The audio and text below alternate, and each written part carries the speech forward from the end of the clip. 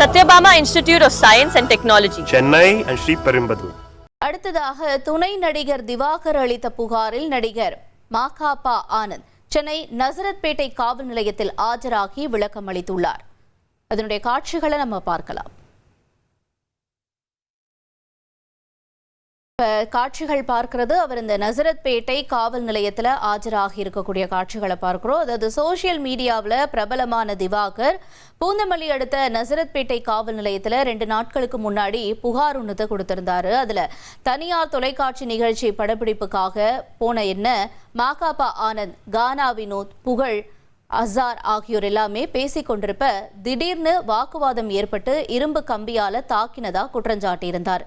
இந்த புகார்ல துணை நடிகர் புகழ், கானா வினோத் இவங்களை நசரத்பேட்டை காவல் நிலையத்தில் ஆஜராகி விளக்கம் கொடுக்க சொல்லியிருந்தாங்க. அதே மாதிரி அவங்க தரப்புல இருந்து விளக்கம் கொடுக்கப்பட்டிருந்துச்சு.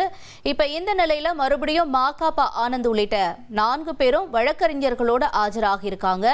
அப்ப பேசியிருந்த மாகாபா ஆனந்த் 6 மாசத்துக்கு முன்னாடி, அதாவது 6 மாசத்துக்கு ஒரு முறை கண்டென்ட்டுக்காக திவாகர் இது மாதிரியான ஒரு செயலில் ஈடுபடுறதா சொல்லியிருக்கார்.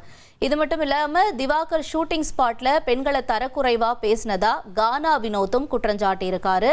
இப்ப இந்த விவகாரம் பெரும் அதிர்வலைகளை ஏற்படுத்தி இருக்கிறத பார்க்கிறோம். தொடர்ந்து தற்பொழுது மாகாபா ஆனந்த், புகழ் இவர்கள் எல்லாமே இந்த நசரத்பேட்டை காவல் நிலையத்தில் ஆஜராகி விளக்கம் கொடுத்துட்டு திரும்பி வரக்கூடிய அந்த காட்சிகளையும் நம்ம பார்க்கிறோம். Satyabama Institute of Science and Technology, Chennai and Sriperumbudur.